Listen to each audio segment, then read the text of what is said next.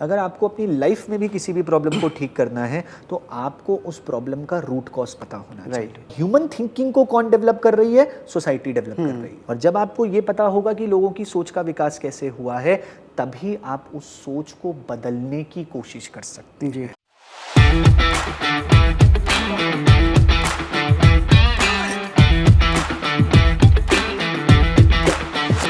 Sociology यानी समाजशास्त्र UPSC का एक ऐसा वैकल्पिक विषय है जो लगातार छात्रों का फेवरेट तो रहा है, लेकिन इसको लेके तमाम कन्फ्यूजन्स भी रहे हैं कि आखिर इस पेपर के अंदर किस तरीके से आंसर राइटिंग होती है, किस तरीके से इसके थिंकर्स को कवर किया जाता है, और क्या इस ऑप्शनल के लिए किसी प्रकार के बैकग्राउंड की भी ज़रूरत होती है।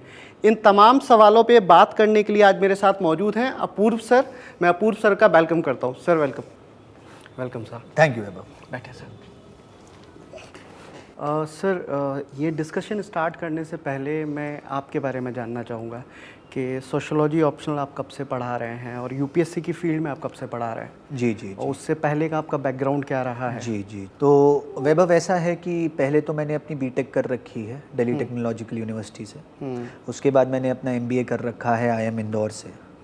और उसके बाद मैंने यूपीएससी के भी 3 अटेम्प्ट्स दिए हैं, जिसमें एक अटेम्प्ट में मेरा जो ऑप्शनल था वो सोशियोलॉजी रहा था और एक अटेम्प्ट में मेरा जो ऑप्शनल था वो ज्योग्राफी रहा था। जी। और 2013 से मैं स्टूडेंट्स को पढ़ा रहा हूँ, तो 11 साल हो गए हैं मुझे तकरीबन यूपीएससी के स्टूडेंट्स को पढ़ाते हैं। जी। ओके सर, सोशियोलॉजी ऑप्शनल के बारे में कुछ बताइए कि बेसिकली सोशियोलॉजी ऑप्शनल है क्या? जी। इसके दोनों पेपर्स में हम किस किस चीज़ की पढ़ाई करते हैं, क्या क्या इसमें पढ़ना पड़ता है? जी। थोड़ा सा एक बेसिक अंडरस्टैंडिंग, ताकि जो लोग अभी सोशियोलॉजी ऑप्शनल रखने का सोच रहे हैं तो उनको एक बेसिक अंडरस्टैंडिंग मिल सके। बिल्कुल। देखिए वैभव, एक पुरानी कहावत है that man is a social animal. हम लोग जब भी जहाँ पर भी रहते हैं, हम लोग किसी ना किसी समाज का हिस्सा हो। जी। और जो समाज है वो किसी ना किसी तरीके से हमारी सोच के ऊपर प्रभाव डालता है। तो जो भी हमारी सोच बनती है वो सोच हमारी हमेशा हमारे समाज से ही बनती है। जी। तो अब ये समाज क्या है, ये समाज किस तरीके से फंक्शन करता है, ये हमारी सोच के ऊपर किस तरीके से प्रभाव डालता है, और इस प्रभाव की वजह से हम अपनी लाइफ में जो डिसीजंस लेते हैं वो डिसीजंस हमारी लाइफ के ऊपर किस तरीके से इम्पैक्ट डालते हैं, ये सारी की सारी बातें सोशियोलॉजी हमें बताता है। ओके। आप भी एक समाज का हिस्सा हो, मैं भी एक समाज का हिस्सा हूँ। जी। हम लोग अपनी रोज़मर्रा की ज़िंदगी में चाहे इस समाज को बहुत ज़्यादा इम्पोर्टेंस नहीं देते हैं, लेकिन किसी ना किसी तरीके से ये समाज हमारे ऊपर प्रभाव डालता है। जैसे एक बहुत ही सिंपल सी बात है, आप जवान हो, खूबसूरत हो, अब आपके घर वाले जो हैं वो आपके ऊपर शादी करने के लिए जोर डाल रहे होंगे। ये जो शादी करने का जोर है ये घर वाले आपके ऊपर इसलिए डाल रहे हैं क्योंकि सबसे पहले समाज ने ऐसा एक रूल बना दिया है कि इस उम्र तक एक इंसान की शादी हो जानी चाहिए। तो हम जो अपनी लाइफ में बहुत सारे फैसले लेते हैं वो फैसले हमारे नहीं होते हैं, वो फैसले वो होते हैं जो समाज हम पे थोप देता है।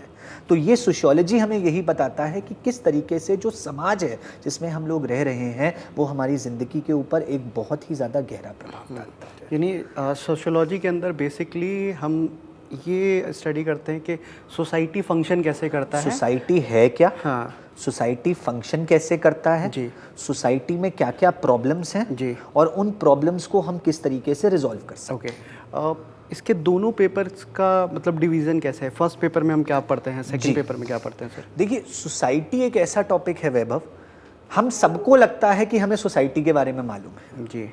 लेकिन ऐसा है नहीं। सोसाइटी की जब हम लोग डीप स्टडी करते हैं तो सोसाइटी के बारे में हमें कुछ ऐसी चीज़ें पता लगती हैं जो हम रोज़मर्रा की ज़िंदगी में नहीं देख पाते हैं, जो हम रोज़मर्रा की ज़िंदगी में नहीं सोच पाते हैं। तो जो हमारा पहला पेपर है, पेपर 1, वो पेपर 1 हमें उन्हीं कॉन्सेप्ट्स के बारे में बताता है जो डीपर लेवल पे हमें सोसाइटी के बारे में इंफॉर्मेशन देते हैं। अब ये तो हमारे कॉन्सेप्ट्स को स्ट्रॉन्ग कर देगा। अब हर एक जगह की सोसाइटी अपने आप में यूनिक होती है और उनमें से one of the most unique societies है हमारे इंडिया की। जी। तो पेपर 2 हमें सिर्फ इंडियन सोसाइटी के बारे में बताता है कि इंडियन सोसाइटी की क्या कैरेक्टरिस्टिक्स हैं, इंडियन सोसाइटी कैसे फंक्शन करती है, इंडियन सोसाइटी में क्या क्या प्रॉब्लम्स हैं और उन प्रॉब्लम्स को हम किस तरीके से रिजॉल्व कर सकते हैं। ओके, तो यानी फर्स्ट पेपर के अंदर एक बेसिक कॉन्सेप्चुअल क्लियरिटी आती है, एक जनरलाइज पर्सपेक्टिव मिल जाता है, वर्ड लेवल पे सोसाइटी कैसे फंक्शन करता है, जो सोसाइटी आज हम देख रहे हैं इसका एवोल्यूशन कैसे हुआ, ये कैसे बना, और सेकंड पेपर में फिर हम इंडियन सोसाइटी का थोड़ा डीप डाउन जाके स्टडी करते हैं कि इंडियन सोसाइटी कैसे फंक्शन करता है, इसके अंदर कंटेम्प्रेरी इश्यूज क्या है, उनका सोल्यूशन हम क्या दे सकते हैं। बिल्कुल 100%। तो ये तो सर मतलब जो सोशियोलॉजी है ये तो मतलब एक ऐसा सब्जेक्ट हुआ कि अगर आप सिविल सर्वेंट जब कल आपका सिलेक्शन होता है तो वहाँ भी आपको हेल्प करेगा, बहुत ज़्यादा हेल्प करेगा। मतलब किस तरीके से? अभी जैसे आप देखते होंगे कि सिविल सर्वेंट्स कुछ सोसाइटी लेवल पे कुछ प्रॉब्लम फेस करते हैं, बिल्कुल। जैसे इंडिया में कई सारे ऐसे इश्यूज हैं जो बहुत पुराने समय से चले आ रहे हैं, बिल्कुल बदले नहीं है, बस उनका स्वरूप बदला है। बिल्कुल। तो उनको हेल्प करने में भी ये सोशियोलॉजी ऑप्शनल हेल्प करेगा, बहुत ज़्यादा करेगा। सर किसी एग्जांपल से कुछ समझा सके? देखिए मैं आपको बताता हूँ, जब आप एडमिनिस्ट्रेटर बनेंगे तो आपका सबसे बड़ा काम होगा अपने एरिया की प्रॉब्लम्स को ठीक करना। जी। अब सबसे पहले अगर आपको किसी भी प्रॉब्लम को ठीक करना है, अगर आपको अपनी लाइफ में भी किसी भी प्रॉब्लम को ठीक करना है, तो आपको उस प्रॉब्लम का रूट कॉज पता होना चाहिए। अब जो भी प्रॉब्लम है, चाहे वो कास्ट सिस्टम है, चाहे वो चाइल्ड मैरिज है, चाहे वो पॉवर्टी है, चाहे वो अनएम्प्लॉयमेंट है, सारी की सारी प्रॉब्लम्स का जो रूट कॉज है वो है ह्यूमन थिंकिंग। राइट। और ह्यूमन थिंकिंग को कौन डेवलप कर रही है? सोसाइटी डेवलप कर रही है। तो जब आपको अपने एरिया की सोसाइटी के बारे में पता होगा तो आपको ये पता होगा कि लोगों की सोच का विकास कैसे हुआ है, और जब आपको ये पता होगा कि लोगों की सोच का विकास कैसे हुआ है, तभी आप उस सोच को बदलने की कोशिश कर सकते हैं। तो इसीलिए जब तक आपको समाज का ज्ञान नहीं होगा तब तक आपको लोगों की सोच का ज्ञान नहीं होगा, और जब तक आपको लोगों की सोच का ज्ञान नहीं होगा तब तक आप सोच नहीं बदल पाएंगे, और तब तक जो सामाजिक मुद्दे हैं उनका कोई निवारण नहीं निकल पाएगा। सर जैसे कि जीएस के 4 पेपर होते हैं जी, उसमें एक एथिक्स का भी पेपर होता है, बिल्कुल होता है, एक मेंस के अंदर एसे का पेपर भी होता है, बिल्कुल होता है। तो कहाँ कहाँ पे सोशियोलॉजी ऑप्शनल ऐसा है कि डायरेक्टली नहीं बट इनडायरेक्टली ओवरलैपिंग करता है जी, कि आप सोशियोलॉजी ऑप्शनल पढ़ते हुए जीएस के वो पोर्शंस भी तैयार कर सकते हैं? जी देखिए, अगर हम जीएस के ऊपर सोशियोलॉजी ऑप्शनल के प्रभाव के बारे में बात करते हैं तो सबसे पहले आ जाते हैं हम जीएस पेपर 1 पे। पेपर 1 में सोशल इश्यूज जो है वो आपका वैसे ही एक टॉपिक है जो सीधे सीधे सोशियोलॉजी से आता है। इसके अलावा सोशल जस्टिस का भी एक टॉपिक है जो आपका सीधे सीधे सोशियोलॉजी से आता है। अब इसके अलावा अगर हम सोसाइटी के एवोल्यूशन की बात करें तो सोसाइटी का एवोल्यूशन हमें देखने को मिलता है हिस्ट्री में।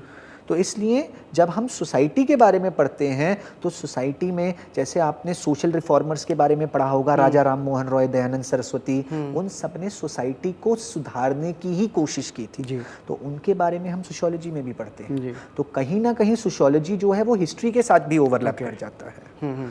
और इसके अलावा जब हम किसी भी सोसाइटी की बात करते हैं, आपने भी देखा होगा, जो एक लोअर इकोनॉमिक क्लास का समाज होता है वो अलग होता है, जो एक मिडिल क्लास का समाज होता है वो अलग होता है, जो अमीरों का समाज होता है वो अलग होता है। तो जो सामाजिक मुद्दे हैं, जो सामाजिक कैरेक्टरिस्टिक्स हैं, उनके ऊपर इकोनॉमिक कंडीशंस का भी बहुत ज़्यादा प्रभाव पड़ता है। तो जब हम सोशियोलॉजी पढ़ रहे हैं और सोसाइटी की कैरेक्टरिस्टिक समझने की कोशिश कर रहे हैं तो सोसाइटी की कैरेक्टरिस्टिक समझने के लिए हमें बहुत ज़्यादा उस रीजन की इकोनॉमी को भी समझना पड़ेगा।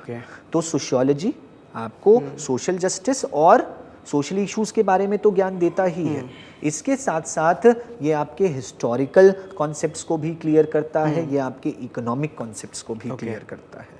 और जहाँ तक बात रही एस्से की, तो एस्से में तो सोशियोलॉजी आपको डायरेक्टली हेल्प करता है, क्योंकि अभी आप पिछले 2-3 सालों से देखेंगे यूपीएससी आपसे थोड़े एब्स्ट्रैक्ट एस्से पूछने लग गया है, फिलोसफिकल एस्सेस पूछने लग गया है। लेकिन उससे पहले अगर आप एस्से देखेंगे तो हर साल आपको विमेन एम्पावरमेंट के ऊपर एस्से मिलेगा ही मिलेगा। तो सोशल इश्यूज, विमेन एम्पावरमेंट हो गया, कास्ट हो गया, रिजर्वेशन हो गया, पॉवर्टी हो गया, अनएम्प्लॉयमेंट हो गया, इन सब के ऊपर यूपीएससी आपसे हर साल ऐसे पूछता ही चला आया है और आगे भी पूछता रहेगा। तो मैं इतनी तो आपको गारंटी दे सकता हूं कि अगर आप सोशियोलॉजी ऑप्शनल लेते हैं तो कम से कम एक ऐसे आपके पेपर में ऐसा ज़रूर होगा जो आपको लिखा लिखाया मिल जाएगा अपने ऑप्शनल के।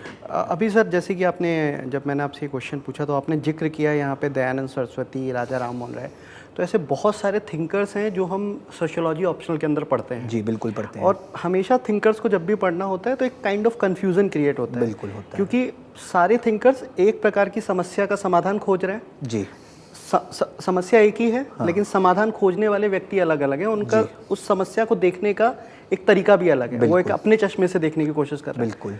तो कई बार जो स्टूडेंट्स होते हैं उनको पढ़ने में बहुत कन्फ्यूजन होता है। जैसे कि मैं रिलीजन की बात करूं, जी, मार्क्स उसके ऊपर कुछ कह रहे हैं, लेनिन कुछ कह रहे हैं, दुर्खिम कुछ कह रहे हैं, बिल्कुल, कांट कुछ कह रहे हैं, बिल्कुल, सब रिलीजन के बारे में कुछ ना कुछ कह रहे हैं, लेकिन वो एक काइंड ऑफ कन्फ्यूजन क्रिएट करता है। बिल्कुल। तो क्या ये कन्फ्यूजन कहीं ना कहीं ऐसा है जो सोशियोलॉजी से एक डिस्टेंस मेंटेन करवाता है लर्नर्स का? हाँ देखिए, मैंने ना बच्चों से कई बार ये वाली बात सुनी है, क्योंकि जैसे अगर हम पेपर 1 देखते हैं तो पेपर 1 में थिंकर्स का बहुत ज़्यादा मेजर रोल आता है। कहा ही ये जाता है कि अगर आपने थिंकर्स पढ़ लिए तो आपका 60 to 70% पेपर 1 हो गया। जी। तो अब बहुत सारे बच्चे हमारे पास आते हैं और वो ये कहते हैं कि सर वो थिंकर्स पढ़ते तो हैं, लेकिन फिर वो थिंकर्स में बाद में जाके बहुत ज़्यादा कन्फ्यूजन हो जाता है, बहुत ज़्यादा जम्बलिंग हो जाती है, क्योंकि हमें लगता है कि जो बात दुर्खाइम ने कही थी वही बात मार्क्स ने कही थी। तो अब देखिए उसमें क्या है, जैसे आपने रिलीजन का एग्जाम्पल दिया, अब रिलीजन एक सोशल कॉन्सेप्ट है, उसको मार्क्स ने भी देखा, अपने पर्सपेक्टिव से देखा, दुर्खाइम ने देखा, अपने पर्सपेक्टिव से देखा, किसी XYZ ने देखा, उसने भी अपने पर्सपेक्टिव से देखा। अब देखिए यहाँ पर समझने वाली बात यह है वैभव कि कोई भी लॉजिकल इंसान अगर एक ही चीज़ को देखेगा तो उनके जो आइडियाज होंगे, उनकी जो ख्याल होंगे, वो आपस में काफ़ी ज़्यादा मिलते जुलते होंगे। आप इस बोतल को देखेंगे, मैं इस बोतल को देखूंगा, हम दोनों को ये पानी से भरी हुई बोतल ही दिखाई देगी।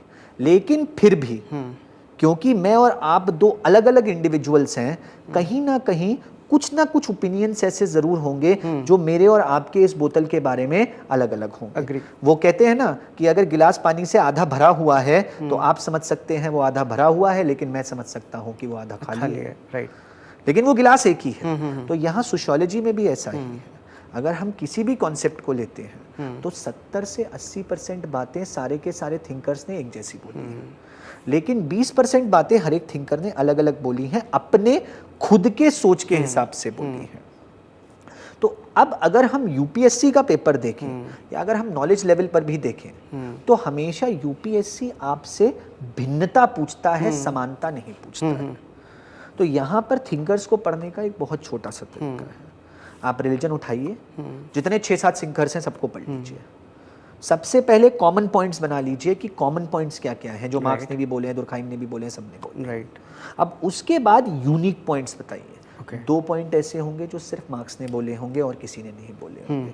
2 पॉइंट ऐसे होंगे जो सिर्फ दुर्खाइम ने बोले होंगे और किसी ने नहीं बोले होंगे। 2 पॉइंट ऐसे होंगे जो सिर्फ जॉन मिल ने बोले होंगे और किसी ने नहीं बोले होंगे। तो जिस दिन आपने वो 2-2 पॉइंट बना लिए, उस दिन आप हर थिंकर के पर्सपेक्टिव को, रिलीजन को लेके अच्छी तरीके से। तो इसको आप अपने क्लास में कैसे कवर करवाते हैं? ये आपने एक अच्छा प्रश्न पूछा। हम इसको क्लास में इस तरीके से करेंगे कि जैसे हमने रिलीजन पढ़ा तो रिलीजन में हमने सबके पॉइंट ऑफ व्यू बता दिए बच्चों को। जब सबके पॉइंट ऑफ व्यू बता दिए तो अब हम बच्चों से कहेंगे कि आप खुद छानिए, आप छानने की कोशिश कीजिए कि मार्क्स ने रिलीजन के बारे में क्या अलग बात कही है, एक्स ने क्या अलग बात कही है, वाई ने क्या अलग बात कही है। बच्चे खुद छानेंगे, इससे क्या होगा, उनकी समझ बढ़ेगी। और फिर जब हम सारे थिंकर्स को पढ़ लेंगे तो मैं अपनी तरफ से एक पूरा का पूरा कंपैरेटिव एनालिसिस दूंगा और ये बताऊंगा कि मार्क्स ने रिलीजन के बारे में क्या अलग बात बताई, एक्स ने क्या अलग बात बताई, वाई ने क्या अलग बात बताई, so on and so fourth. उससे क्या होगा, बच्चे का पूरा पर्सपेक्टिव बन जाएगा। एक हम कॉमन बॉडी ऑफ नॉलेज लेंगे जिसमें रिलीजन को कॉमनली डिफाइन कर देंगे जो सारे थिंकर्स ने कहा है, और फिर हम थिंकर्स के यूनिक पॉइंट्स का एक कंपैरेटिव एनालिसिस करेंगे। ये हम फ्लो चार्ट्स के थ्रू करेंगे, डायग्राम्स के थ्रू करेंगे, जिससे बच्चों को समझने में आसानी हो। मतलब फर्स्ट स्टेज पे आप ये काम बच्चों से खुद करवाएंगे सो दैट उनका एक अंडरस्टैंडिंग बन जाए। एग्जैक्टली। देन उसके बाद उसको जब पॉलिश आप करेंगे ताकि Exactly. एग्जाम वाली जो अप्रोच है वो उनकी क्लियर रहे कि एग्जाम में करना क्या है एग्जैक्टली। देखो वैभव, होता क्या है कि जैसे कुछ सब्जेक्ट्स होते हैं, जनरली क्या होता है कि कुछ सब्जेक्ट्स जैसे ज्योग्राफी हो गया या हिस्ट्री भी हो गया for that matter of fact, इसमें ना जनरली जो क्लासेस रहती हैं वो मोनोलॉग के फॉर्म में रहती हैं कि टीचर पढ़ाते रहते हैं, बच्चे समझते रहते हैं और बच्चे चीज़ों को समझ के उसे एग्जाम में लिख देते हैं। लेकिन सोशियोलॉजी एक ऐसा टॉपिक है जिसमें ना क्लास मोनोलॉग के फॉर्म में नहीं होती, जिसमें क्लास हमेशा डायलॉग के फॉर्म में होती है। तो जब मैंने थिंकर्स पढ़ा दिए, समझ लीजिए मुझे 1.5 घंटा लगा थिंकर्स पढ़ाने में, उसके बाद जब मैं बैठ गया अपनी कुर्सी पे, तो अब मैं बच्चों से कहूँगा आप 15 से 20 मिनट लीजिए, आप एनालिसिस कीजिए, अपने पॉइंट बनाइए। बच्चे जब अपने पॉइंट बनाएंगे तो हम पहला थिंकर लेंगे मार्क्स, फिर हम मार्क्स के ऊपर एक डिस्कशन करेंगे, फिर हम दूसरा थिंकर लेंगे, फिर हम उसके ऊपर डिस्कशन करेंगे, तीसरा थिंकर लेंगे, उसके ऊपर डिस्कशन करेंगे। इससे क्या होगा, बच्चे को ये तो समझ में आएगा कि उसने जो पॉइंट लिए हैं वो पॉइंट सही हैं, लेकिन ये भी समझ में आएगा कि वो और क्या ऐड कर सकता था और कैसे ऐड कर सकता था। इससे बच्चे की सोच बढ़ेगी और फिर अगली बार से वो खुद ये समझ पाएगा कि किस तरीके से वो पॉइंट्स को आगे जोड़ के और खुद ऐड कर सकता था। क्योंकि हमें बच्चे में यही अप्रोच बनानी है, हमें बच्चे को रट्टा नहीं मरवाना है कि भाई मार्क्स ने ये 4 बातें बोली इनका रट्टा मार लो, मिल ने ये 4 बातें बोली इनका रट्टा मार लो। हमें बच्चे में ये एटीट्यूड डेवलप करवाना है कि जब बच्चा खुद मार्क्स को पढ़े तो वो खुद मार्क्स को इस तरीके से एनालाइज कर पाए कि मुझे उसे उन 4 पॉइंट्स को बताने की ज़रूरत ना पड़े, वो धीरे धीरे करके खुद उन 4 पॉइंट्स को खोज के निकाल ले।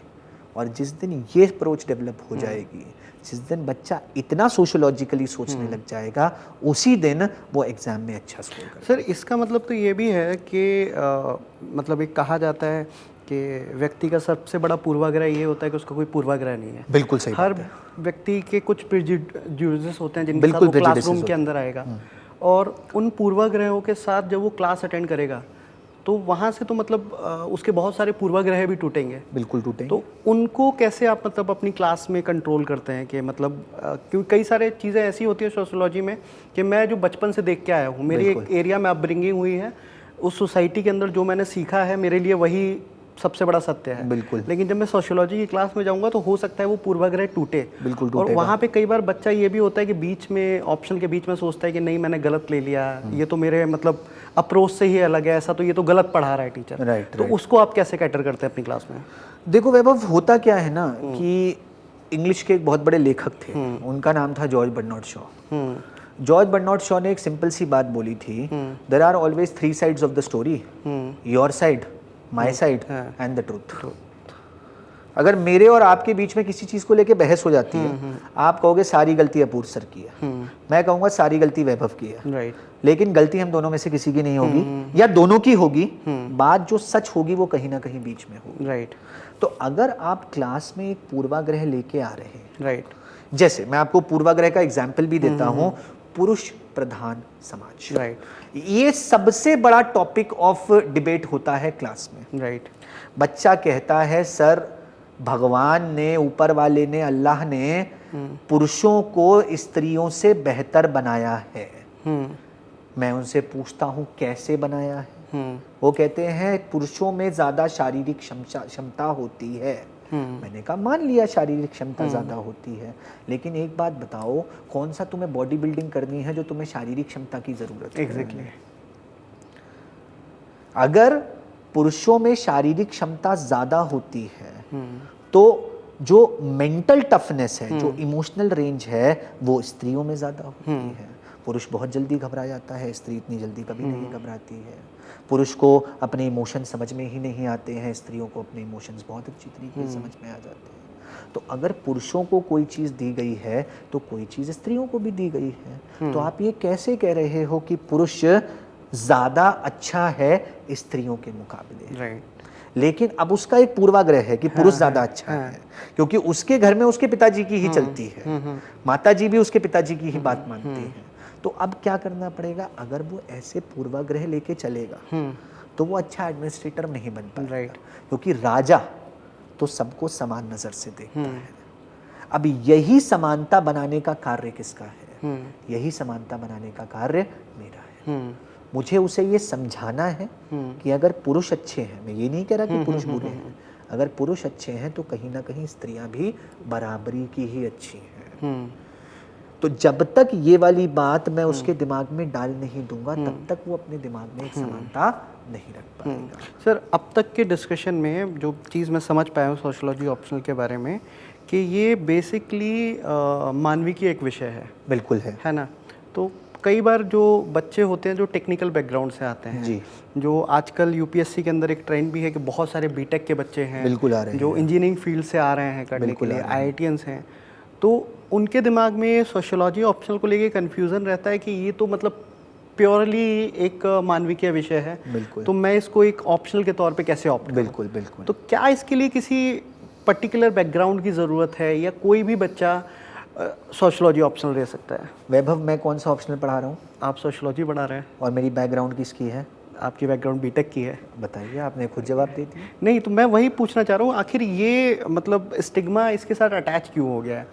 देखिए, ये स्टिग्मा इसके साथ सिर्फ इसलिए अटैच हो गया है क्योंकि हमारे स्कूल में जब 11th में ना स्ट्रीम्स का बंटवारा किया गया था, हाँ जी, वहीं उसी स्ट्रीम से हमारे दिमाग में फिर से एक पूर्वाग्रह बैठ गया कि अगर मैंने साइंस ली है तो मैं आगे जाके भी अगर साइंस वाले सब्जेक्ट ही पढ़ता हूँ तो वो मेरे लिए ज़्यादा अच्छा रहेगा। फिर भी सर एक कंपैरेटिव मतलब एक कंपैरिजन मैं आपसे चाहूँगा।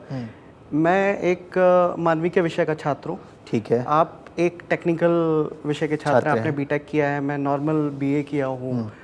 अगर मैं सोशियोलॉजी ऑप्शनल रखना चाहता हूँ और आप सोशियोलॉजी ऑप्शनल रखते हैं, तो दोनों के लिए अप्रोच क्या रहेगा?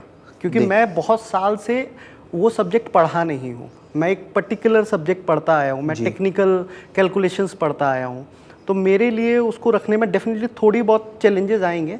तो दोनों की अप्रोचेस क्या होनी चाहिए उसके लिए? देखिए, बेसिकली जब हम सोशियोलॉजी की बात कर रहे हैं तो सोशियोलॉजी में हम सबसे पहले जो सामाजिक दिक्कतें हैं, जो सोशल प्रॉब्लम्स हैं, उनको सॉल्व करने की कोशिश कर रहे हैं।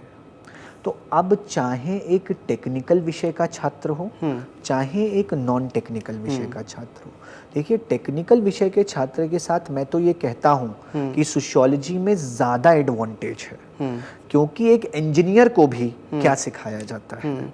जब मैंने बीटेक किया, हमारे देखने वाले छात्रों ने बीटेक किया, तो हर बीटेक में उन्हें यही सिखाया गया कि अगर कोई प्रॉब्लम है, अगर कोई टेक्निकल प्रॉब्लम है तो उसको रिजॉल्व कैसे करना है। तो वो जो प्रॉब्लम सॉल्विंग एबिलिटी है ना, वो टेक्निकल छात्रों की बन गई, और वही प्रॉब्लम सॉल्विंग एबिलिटी उनको कहाँ अप्लाई करनी है? सोशियोलॉजी में भी अप्लाई करनी है। तो अब जो ह्यूमैनिटीज का स्टूडेंट है वो सिर्फ थियरी पढ़ता है, राइट, उसको अप्लाई करने की कोशिश नहीं करता। जो टेक्निकल विषय का छात्र है उसको थियरी की नॉलेज नहीं है, लेकिन अगर उसे एक बार थियरी की नॉलेज मिल जाए तो वो प्रॉब्लम सॉल्विंग एबिलिटी उसके पास अभी से है, वो उसको अप्लाई खुद ही कर लेगा। राइट। तो हमें क्या करना है? हमें ना क्लास में एक संतुलन बना के चलना है। हमें थियरी भी बतानी है ताकि टेक्निकल वाले को फायदा हो, और हमें प्रॉब्लम सॉल्विंग भी बतानी है ताकि ह्यूमैनिटीज वाले को फायदा हो।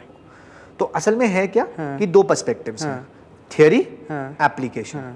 थियरी आती है ह्यूमैनिटीज वालों को, एप्लीकेशन आती है टेक्निकल वालों को। तो जब दोनों के पास आधे आधे हिस्से हैं, हम दोनों को बाकी आधे आधे हिस्से दे देंगे, तो उनकी जो तैयारी है वो कंप्लीट हो जाएगी। ओके सर, रीसेंट में सोशियोलॉजी ऑप्शनल का रिजल्ट कैसा रहा है और इसमें कितना मार्क्स लाया जा सकता है? ओके, तो अगर हम रीसेंट देखें, पिछले 5 साल देखें, तो अब मार्केट में तो सभी बैठे हैं, बच्चों को भी पता है कि मार्केट में किस चीज़ की हवा चल रही है और किस चीज़ की नहीं चल रही है। तो आपने भी देखा होगा कि पिछले 5 सालों में जो 3 ऑप्शनल सबसे ज़्यादा चर्चा में रहे हैं वो PSIR रहा है, सोशियोलॉजी रहा है और एंथ्रोपोलॉजी रहा है। ज़्यादातर जो रिजल्ट्स आए हैं वो रिजल्ट्स इन्हीं 3 ऑप्शनल से आए हैं। अगर हम सोशियोलॉजी की बात करते हैं तो सोशियोलॉजी ने मोटा मोटा 10% रिजल्ट जो है वो हर साल दिया है। मतलब जितने बच्चे मेंस लिख रहे हैं, अगर मान लीजिए 2000 बच्चे सोशियोलॉजी ऑप्शनल लेके मेंस लिख रहे हैं, तो उनमें से लगभग 200 बच्चों का सिलेक्शन हो जाता है, जो सारे के सारे ऑप्शनल्स में one of the highest success rate है। तो इसलिए अगर हम पिछले कुछ सालों में देखें और उससे पहले भी देखें तो सोशियोलॉजी का जो ट्रैक रिकॉर्ड है वो ट्रैक रिकॉर्ड सबसे अच्छा रहा है, या सबसे अच्छा नहीं भी रहा है तो वो टॉप 3 ऑप्शनल्स में तो हमेशा रहा है। ओके सर, इसके अंदर अगर मान के चलिए मेरा कोई बैकग्राउंड नहीं रहा, मैं एकदम ज़ीरो से तैयारी करता हूँ सोशियोलॉजी ऑप्शनल को लेके, तो मुझे कितना समय लगेगा और मैं कितना मार्क्स, अगर मैं ठीक ढंग से तैयारी करता हूँ सोशियोलॉजी ऑप्शन लेके, तो मैं कितना मार्क्स ला सकता हूँ? मतलब इसका एक कुछ तो बार होगा कि इतने तक आप मार्क्स लेके आ सकते हो सोशियोलॉजी ऑप्शन में। देखिए 2018 में एक स्टूडेंट थे विशाल शाह नाम के, उनके 329 नंबर आए थे सोशियोलॉजी में। हाँ। तो उनके आज तक के सबसे ज़्यादा मार्क्स आए हैं सोशियोलॉजी में, और 300 से ऊपर तो बच्चे सोशियोलॉजी में कंसिस्टेंटली स्कोर करते रहे हैं।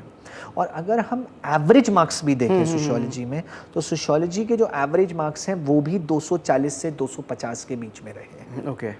तो अगर मैं आपसे ये कहता हूँ, जैसे जब आप क्लास में आएंगे तो मैं आपको मोटा मोटा बताऊं, मैं आपके तकरीबन 110 से 120 लेक्चर्स लूँगा कुल मिला के। 100 कहते हैं लेकिन 100 में अच्छी तरीके से बातें हो नहीं पाती हैं, 120 में बातें अच्छी तरीके से हो जाती हैं।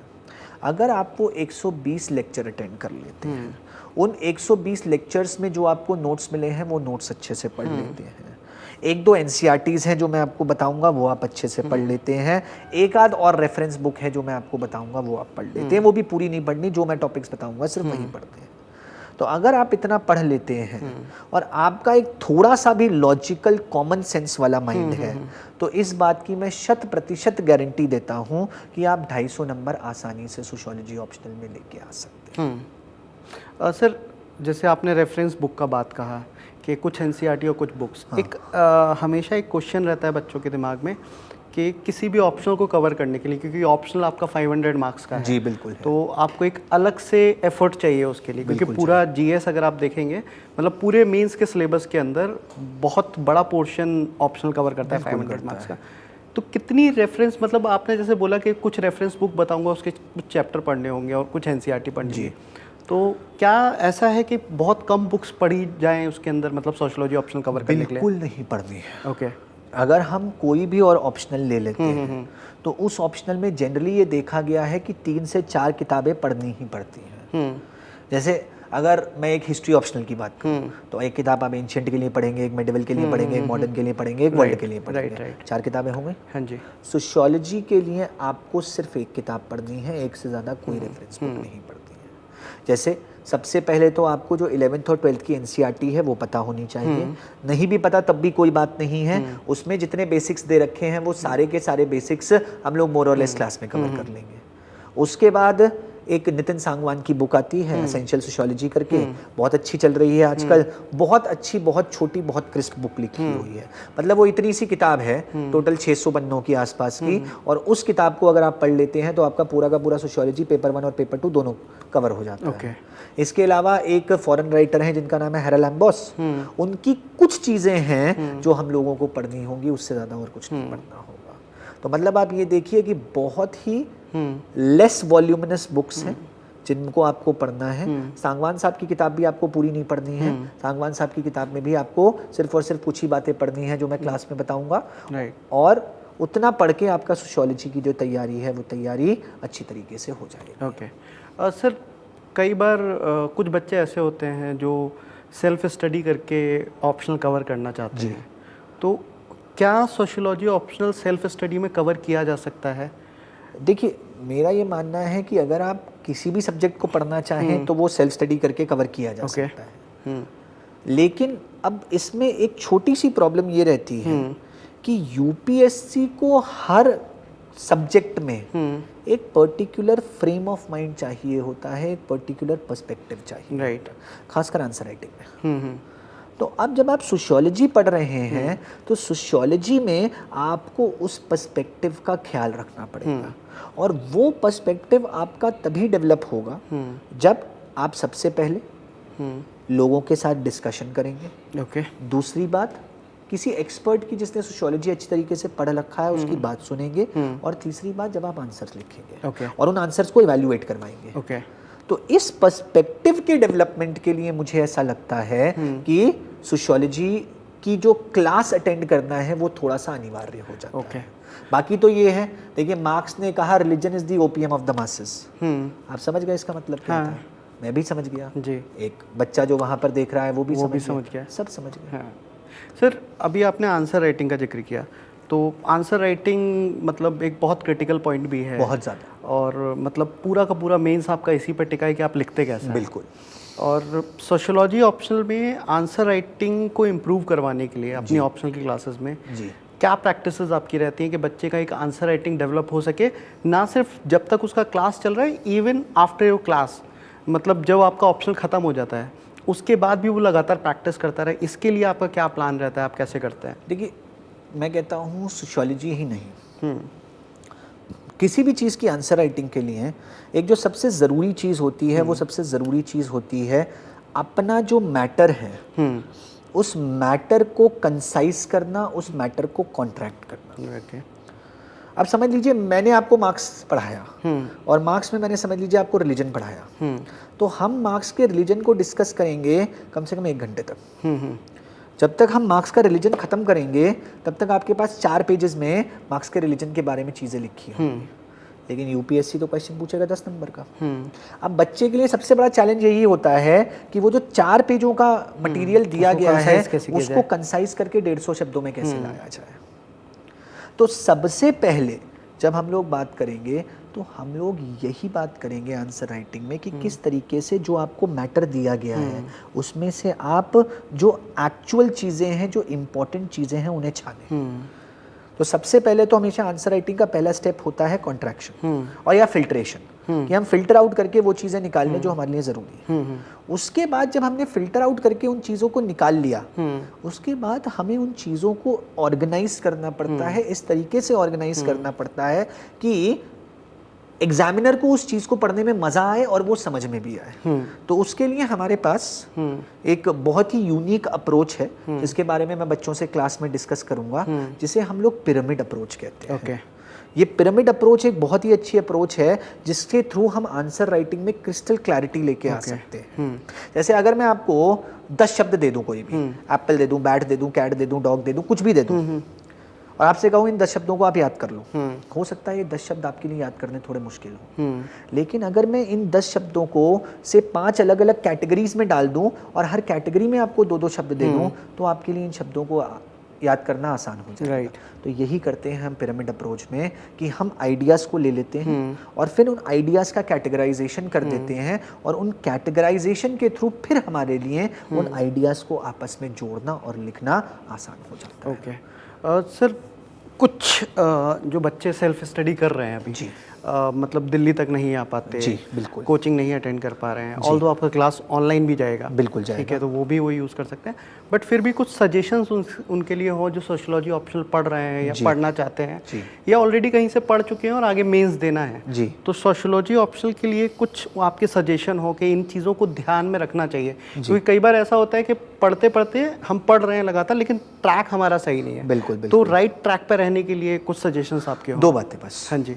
पहली बात तो जैसा अभी हम लोगों ने थोड़ी देर पहले डिस्कस भी किया, थिंकर्स के बीच की जो भिन्नताएं हैं उन भिन्नताओं को याद रखिए, ठीक है, वो भिन्नताएं किसी ना किसी रूप में यूपीएससी आपसे जरूर पूछेगा। ओके।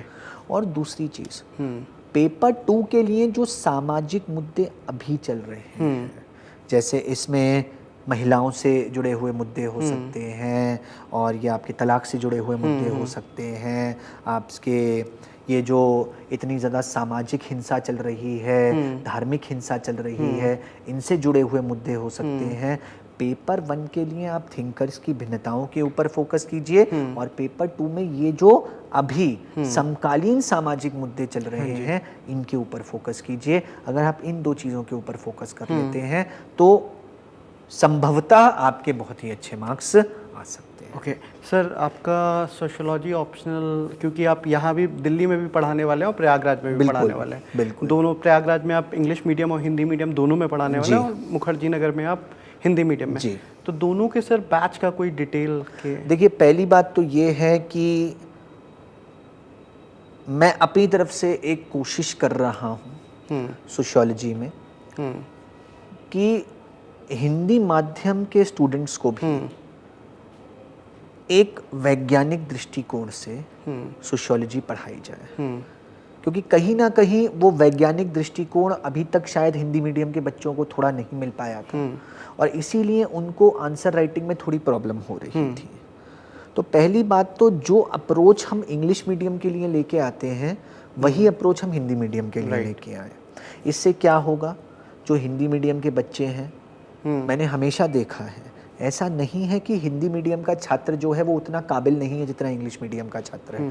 हिंदी मीडियम का छात्र भी उतना ही काबिल है जितना इंग्लिश मीडियम का छात्र है, बल्कि हिंदी मीडियम का छात्र ज़्यादा सिंसेयर है इंग्लिश मीडियम के छात्र से। लेकिन अगर उसे एक सही डायरेक्शन दे दिया जाए तो हिंदी मीडियम का छात्र भी बहुत अच्छे नंबर लाके बहुत अच्छी तरीके से इस परीक्षा को उत्तीर्ण कर सकता है। ओके। तो हम सबसे पहले तो हिंदी मीडियम में भी वो अप्रोच लेके आएंगे, साइंटिफिक अप्रोच जो अभी तक हम इंग्लिश मीडियम के लिए लेके आते हैं। बहुत ही साइंटिफिकली हम हिंदी मीडियम वालों को सोशियोलॉजी पढ़ाने की कोशिश करेंगे। इससे उनका समय भी बच जाएगा और उनको ज़्यादा क्लैरिटी भी आएगी। इसीलिए हम प्रयागराज में हिंदी और इंग्लिश दोनों को साथ में पढ़ाएंगे ताकि दोनों के साथ कोई भेदभाव ना किया जाए। और वही जिस तरीके से हम प्रयागराज में अपनी अप्रोच को रखेंगे वही अप्रोच हम दिल्ली में भी हिंदी माध्यम में अपनी अप्रोच को रखने की कोशिश करेंगे। तो प्रयागराज वालों के लिए जो हमारा नया बैच लॉन्च होगा वो प्री के ठीक बाद 20 जून को लॉन्च होगा। तो 20 जून को प्रयागराज के बच्चों के लिए हम सोशियोलॉजी का नया बैच लेके आ रहे हैं और उसके बाद 27 जून को हम नया बैच लेके आ रहे हैं दिल्ली के बच्चों के लिए। Okay sir, thank you so much. ये सोशियोलॉजी ऑप्शनल को लेके जितने भी प्रेजुड्यूसेस थे उनको तोड़ने के लिए, उन सवालों का जवाब देने के लिए thank you so much. Hello मेरे प्यारे बच्चों, अब अनअकैडमी आपके लिए लेके आया है हिंदी मीडियम के लिए एक एक्सक्लूसिव यूट्यूब चैनल जिसका नाम है अनअकैडमी यूपीएससी पाथफाइंडर हिंदी। इस चैनल पे आप हिंदी मीडियम की यूपीएससी प्रिपरेशन से रिलेटेड सारी की सारी एक्सक्लूसिव वीडियोस देख सकते हैं और अपने यूपीएससी प्रिपरेशन को पहले से कहीं ज़्यादा बेहतर बना सकते हैं।